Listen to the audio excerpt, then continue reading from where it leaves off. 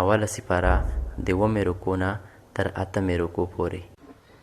ان الذين امنوا بشک هغه کسان چې ایمان راوړای تش په خوله لکه منافقین، والذین هادو او هغه کسان چې يهوديان دي، والنصارى هغه کسان چې نصارا دي، والصابئین هغه کسان چې صابئین دي. مختلط دین څه د يهودیت او څه د نصرانیت. من آمن بالله دا تش په خوله ایمان درلودونکي يهود نصارا صابئین که هر یو د ایمان راوړ د زړه نه په الله او پر ورځ د آخرت، وعمل صالحا او عمل نیک او فلهم اجرهم شته د دې لپاره اجر د دې عند ربهم پنځ د رب د دې، ولا خوف علیهم نبوی ری په دې باندې په قیامت کې، ولا هم يحزنون او نه به دې غمجن وي. بیا میدان تیه کې چې احکامونه بار بار سرغړونه و. الله تعالی جبرائیل علیه السلام ورته راولېږه چې د دې د هغه اندازې موافق غر راپورته که په دی باندې چې دا امیر سرغړونه کوي. غر راپورته کو چې اوس ایمان راوړی که نه دی په سجده پرېوته، دا سجده یې همداسې په یوه څنګ وکړ چې هغه غر ویني پاس دستي نارې کړ چې امن نه. الله عذاب تر لرې کړه. الله دغه نعمت یادونه ورته کوي. وإذا أخذنا ميثاقكم یاد که هغه وخت چې ما اخیستې وه وعده محکمه دی تاسې، ورفعنا فوقكم الطور او پورته کړی مو برسیره په تاسې باندې غر د تور، او درته ویلي مو خذو ما اتیناکم ونیسئ هغه قرآن هغه تورات چې ما درکړی دی تاسو ته بقوت په قوت سره ونیسئ. څه معنا؟ عمل په کوئ، په صحیح معنا باندې پیغه باندې عمل کوئ. واذکروا ما فيه یاد کړئ هغه احکام چې په دغه تورات کې دي د عمل په لحاظ، لعلکم تتقون د دې لپاره چې ځان وساتئ د ګناهونه. ثم تولیتم من بعد ذلك بیا شاکره تاسې د الله د فرمان نه وګرځئ وروسته له دغه وعدې محکمه دی تاسې نه وعده مو وکړه بیرته بیا مو وعده ماته کړه.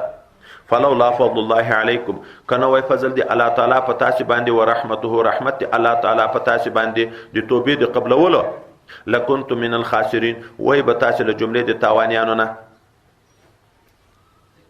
بیا په بني اسرائیلو کې یو قوم د دریاب په غاړه پروت ده. د داود علیه نبی علیه السلام په وخت کې د افتي ورځ چې د دوی د عبادت ورځ وه، په دغه ورځ باندې الله دوی د ښکار د مایانو نه منع کړه چې دا ورځ به عبادت کوئ، د ښکار د مایانو به نه کوئ. خو بل طرف ته امتحان و. د هفتې په ورځ به مایانو خولې پورته په اوبو کې رانیولې وې، د اوبو سر ته به راجګ شوه، په نورو ورځو به بیا نه شوه پیدا کولی. نو شیطان راغی دی ته چل وروخو، د دریاب په غاړه کې غټ غټ کډي وایسته او ورخونه یې ورمات کړه. د هفتې په ورځ به دغه ورخ نه د خوله کې چې داړه مړه شی به ایښي و تیږه دا به یې ته لرې کړه، مایان به راتله او کوزو کډیو ته به ورلوېده. په اوبو کې خو اوبه به راتلې کوز کډي ته به تویېدې مایان، بیا به یې خوله بنده کړه. د یکشنبې په ورځ به یې نیوه چې څه د هفتې په ورځ هم ښکار نه ده کړی، حیله یې حرامو ته ورته جوړه کړه. حیله حرامو ته حرامه ده، حیله جوړول حرامو ته حرامه ده، حرامو ته حیله جوړه کړه. الله تعالی په دوی باندې عذاب راوست. خو خلق درې قسمه شوه. یوې ډلې نه ښکار کوه نه دا نور ښکار ته پرېښي، هغو ته ویل چې مه کوئ داسې، الله منع کړې ده. یوې ډلې په زړه کې بد یې شول، دا کار یې نه کوه، د هغو نه هم بد راتله، خو ظاهري منع یې نه کړه. او یوه ډله په عذاب په عمل باندې لګیا وه. خدای پاک هغه ډله چې په د ښکار لګیا وه د هفتې په ورځ ښکار کوه، حیلې ورته جوړولې، په هغه باندې عذاب راوست، بیزوګیانه تر جوړ کړه. هغه ډله چې هغه دوی ته نصیحت کوه هغه یې خلاص کړه. دا دوه خو واضح دي، د قرآن نه معلوم دي. هغه بله ډله چې هغه نه یې خپله ښکار کوه نه یې دوی منې کول، څوک یې چې هغه هم عذاب د دنیا په راغی. خو مختاره قول دا ده چې نه، ځکه بل ځای کې راځي چې هغو به دا نورو ته ویلې ولې په دغو پورې زړه خورئ چې خدای اسم تباه کوي. امر بالمعروف درې قسمه ده که نه ده؟ په زور په لاس به منې کوې چې دا د امیرانو د حکومت کار ده، په خوله به منې کوې چې دا د علماو کار ده، په زړه کې به بد یې شی چې دا د عوامو کار ده. درې سره شرعي امور دي کنه دي د نجات ذریعہ ده. ځکه هم حضرت مجاهد چې ابن عباس ته دا ویلې هغه ویل زه حیران یم چې دغه ډله څرنګه شوه. ده ورته ویل خدای دیم بچ کړي دي. نو هغه د خوشحالۍ نه یو جوړ کالي ورته وکړه چې زه د قرآن د یو آیات اشتباه نه خلاص کړم. ولقد علمتم الذين اعتدوا منكم في السبت.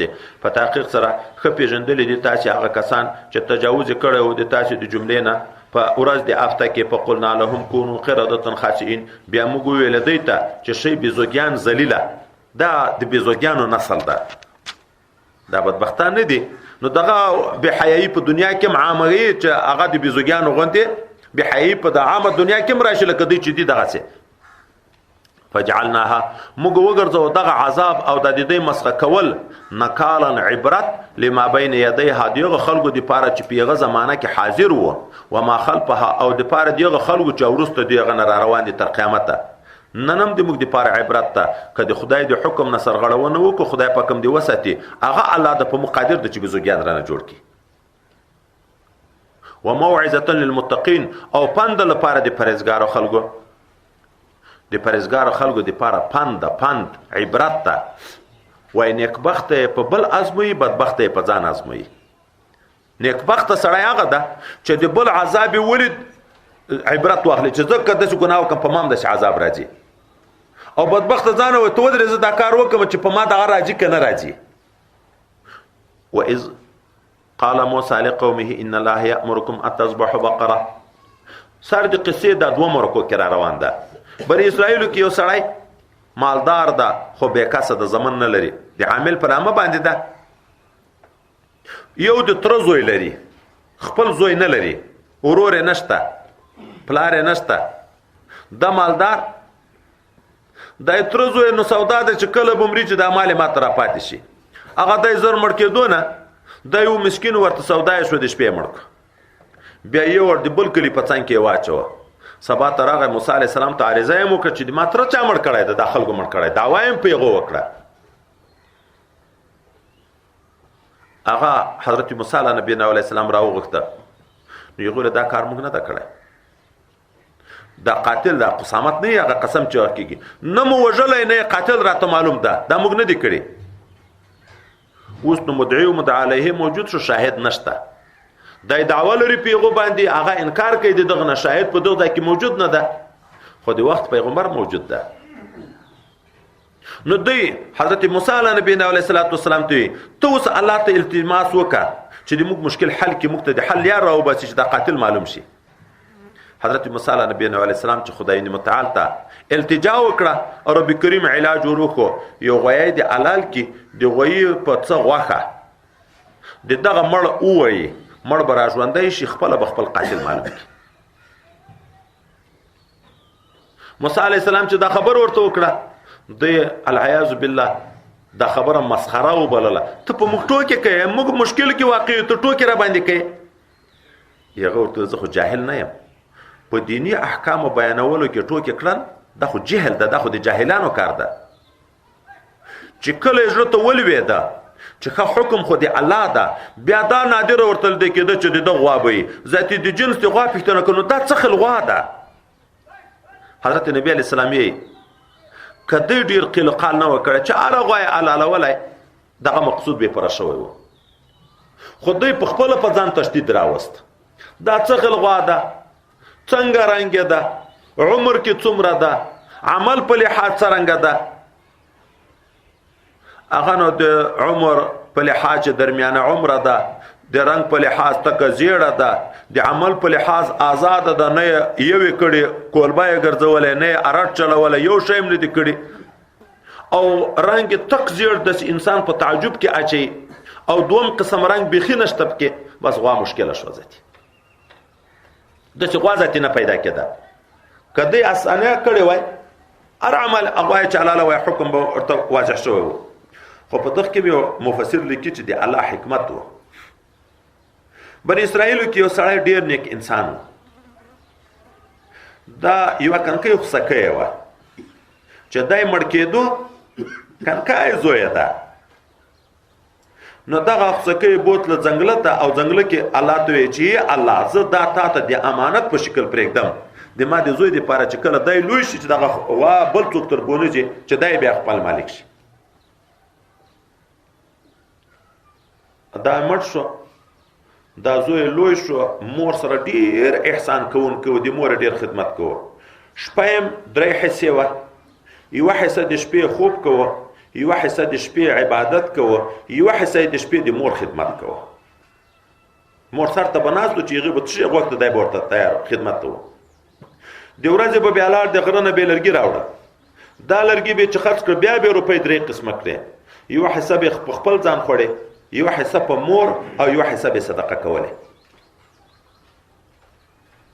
یو وخت کې مور زړه خوشحاله ده، تر فرمانبردار زوی ده، نیک عمله زوی ده، نو ورته یې زویه ته دومره خواري کوې، روزانه چې لرګي په شا باندې راوړې خرڅوې، د تا پلار په پلانکي ځنګله کې یوه غوا پرېښې ده، اوس لویه شوې ده، د ډېر قیمت والا ده، ته به د مشکل نه حل چې هغه خرڅه کړه، ذاتې به دا ډېر مشکلات یې تا په حل وي.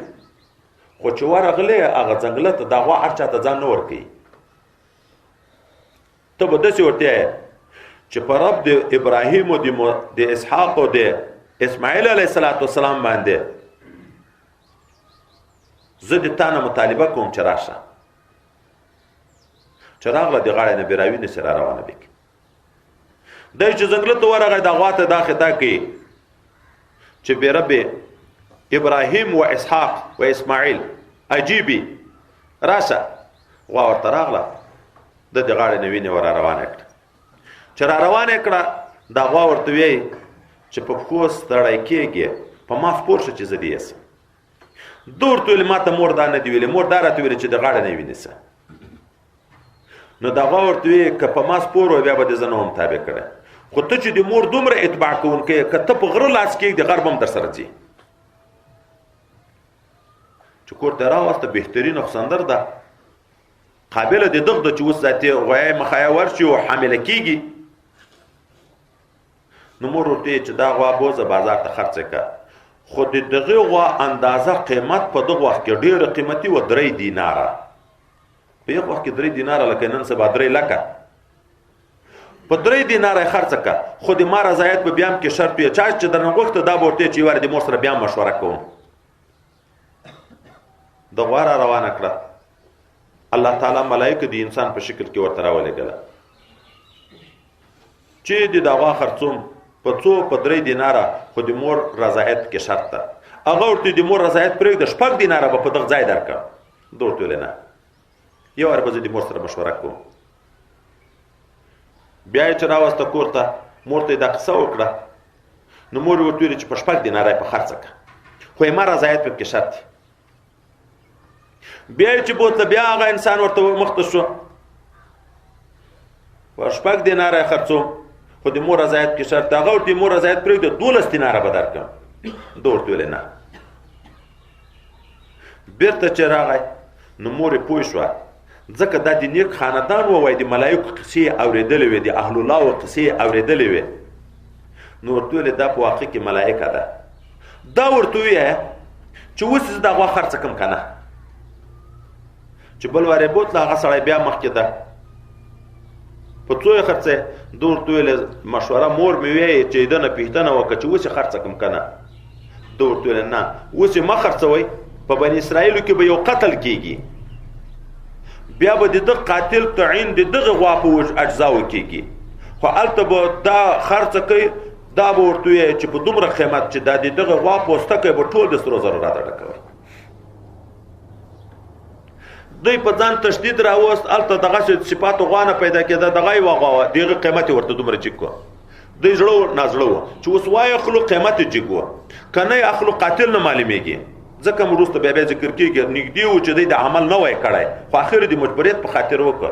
د یتیم کار خدای پاک جوړ کړ، د صالح سړي په برکت باندې چې د نیک سړي اولاده وه، خدای پاک د رزق بندوبست وکړ. هغه چې عامل اکای په ووایه، دا راپورته شو، خپل وراره یې وکړه چې زه ده وژلی یم. نور بېرته مړ شو. الله حکم نازل کړ چې قاتل د میراث نه محروم ده. قریب چې جګ شو، خپل قریب یې مړ کړه، میراث نه شي وړی. نن هم دغه مسله ده. حرمان د میراث 4 اسباب چې دي، یو په دغه ده چې قریب چې جګ شي، خپل قریب مړ کړي، میراث دې نه شي تروړی. نو الله تعالی د هغه قصې یادونه کوي. وإذ قال موسی لقومه، یاد که هغه وخت اے رسول الله صلی الله علیه وسلم چې ویل موسی علیه السلام خپل قوم ته ان الله یامرکم بشک الله امر کوي تاسو ته ان تذبحوا بقره دا چې الله لکه تاسو یو غوا چې قاتل درته معلوم شي. قالوا دا بني اسرائیل ورته ویل اتتخذنا هزوا ایا ګرځي ته موږ مسخره.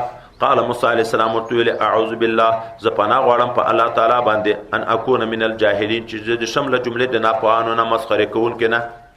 قالوا بیا بني اسرائیل ورته ویل ادع لنا ربک یبین لنا نو غواړه د پاره د رب خپلنا چې بیان کې مخته ماهیا څنګه د داغوا.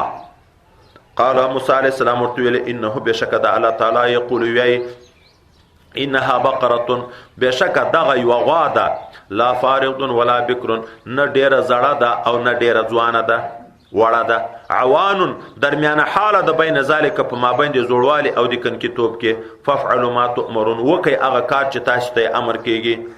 قالوا بیا دی ویلې ادع لنا ربک یبین لنا ما لونها ته الله ته سوال وکړه چې موږ ته بیان کړي چې څنګه رنگ د دغه غوا.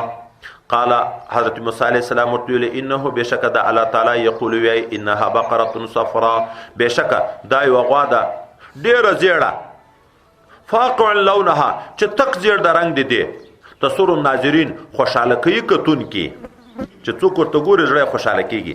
د دې آیات مبارکه په تفسیر کې ابن عباس رضی الله عنه غالبا قول دی غنه ده وای دا چپلې نه دی بوټونه زیړ رنگ کې دا بهتره دی.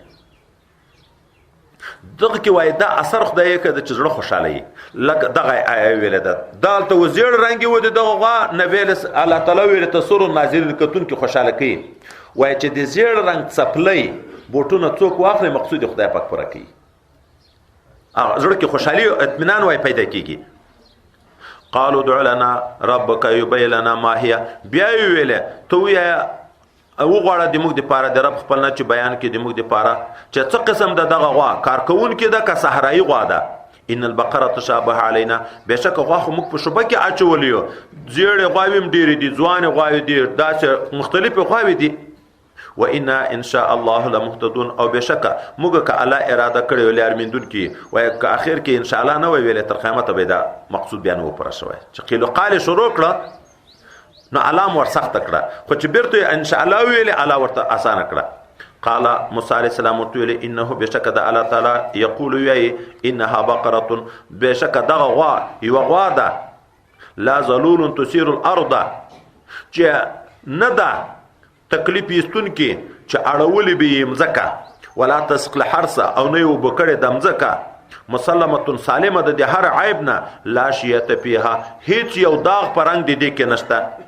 قالوا الان جئت بالحق بني اسرائيل موسی علیہ السلام ته اوس ترا ورته روخانه خبره فذبحوها نو حلال کړه دغه غوا وما كادوا يفعلون قریب نو چې دې دا کار وکي ولی قیمت ډیر جګو. یا دوم قول اوس پر دغه دار کې چې قاتل به معلوم شي و به شرمېګو